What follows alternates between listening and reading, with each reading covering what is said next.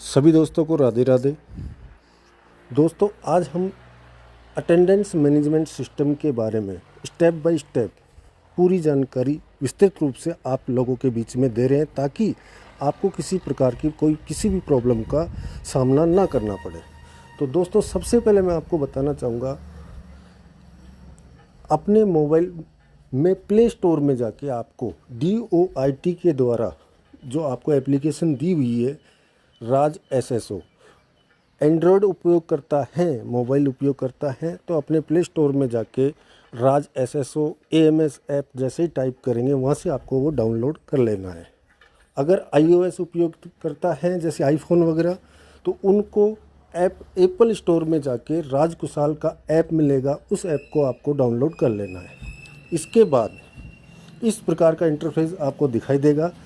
इसमें आपको आपकी SSO ID और पासवर्ड डाल के लॉगिन होना है। उससे पहले मैं आपको बता दूं, आप जिस औषधालय के या चिकित्सालय के या कार्यालय के कहीं के भी प्रभारी हैं, तो आपके अपर लेवल का DDOज आपकी ID को जब तक मैप नहीं कर देगा, आपकी SSO ID को, तब तक आप अपनी इसके अंदर लॉगिन नहीं कर पाओगे SSO ID। तो इसलिए मैं सबसे रिक्वेस्ट करता हूं, अगर आज दिनांक तक भी किसी की ID मैप नहीं हुई है, किसी भी चिकित्सा अधिकारी की, जहां पर चिकित्सा अधिकारी नहीं है वो नर्सिंग स्टाफ की, तो वह तुरंत अपने DDOज को या अपने अपर लेवल उच्चतम अधिकारी को संपर्क करें और तुरंत मैप करवाएं।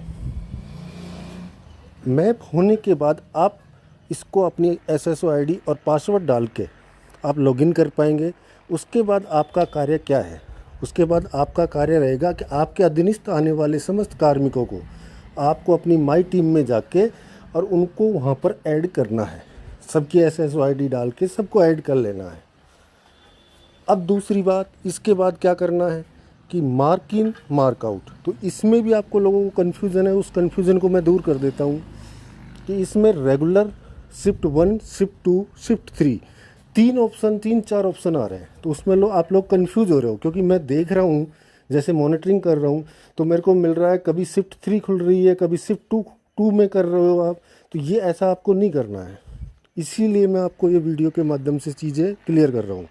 आपका औषधालय का टाइम 8 से 2 है, तो आप शिफ्ट 1 के अंदर आ रहे हो, तो आपको आपके औषधालय की 200 मीटर की परिधि में जब आप सुबह जाते हैं अपने वर्क कार्य करने के लिए, तो वहाँ पर जब जाओगे तो आपको लोकेशन ऑन रखना है।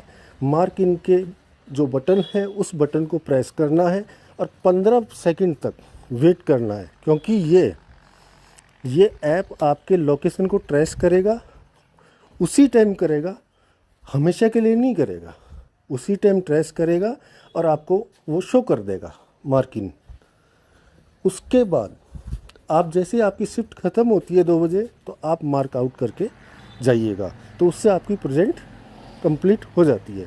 शिफ्ट 2 है, वो किसी की जैसे 2 से 8 की ड्यूटी हो। शिफ्ट 3 है, किसी की 8 से 8 हो, चिकित्सालय में होती है वैसे, तो उनके लिए है। और रेगुलर टाइम कार्यालय के लिए है कि वो 9:30 से और 6 के बीच में कार्य करेगा, अपना मार्क इन मार्क आउट। दूसरी प्रॉब्लम एक आ रही है, आप लोगों के द्वारा सुनने में आ रहा है मेरे को, कि आप लोग ये कहना चाह रहे हैं, अगर हमारी RH है तो क्या करें, GH है तो क्या करें।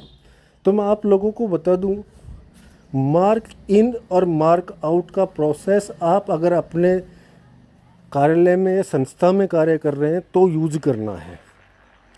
अगर आपकी ड्यूटी कहीं कैंप वगैरह में राजकीय कार्य को संपादन के लिए लगी हुई है, तो आपको मार्क आउट करना है उस दिन का।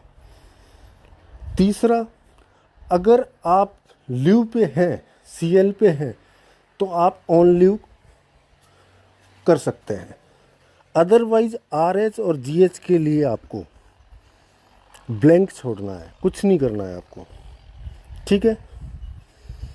इसके बाद आपकी तीसरी प्रॉब्लम्स जो रहती है, वो सबसे बड़ी ये है कि बहुत से लोगों को फ़ोन चेंज करते हैं तो प्रॉब्लम आ रही है।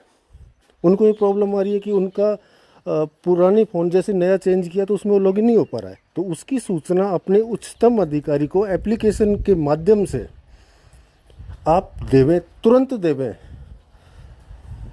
इसको सर्वोच्च प्राथमिकता दें, तुरंत देवें और उसमें आप अपना नाम, अपनी SSO ID, अपना मूल पदस्थापन जहाँ पर पदस्थापित हो आप, ये चीज़ें डालकर ज़रूर दें ताकि इसको वेरीफाई किया जा सके।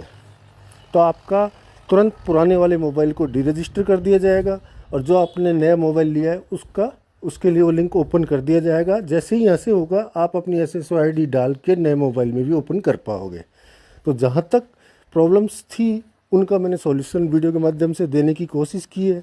मैं समझता हूँ कि इस वीडियो को देखने के बाद आपकी काफ़ी हद तक प्रॉब्लम्स ख़त्म हो चुकी होंगी और फिर भी रहती हैं, तो मैं आपकी सेवा में हमेशा तैयार हूँ। Thank you very much.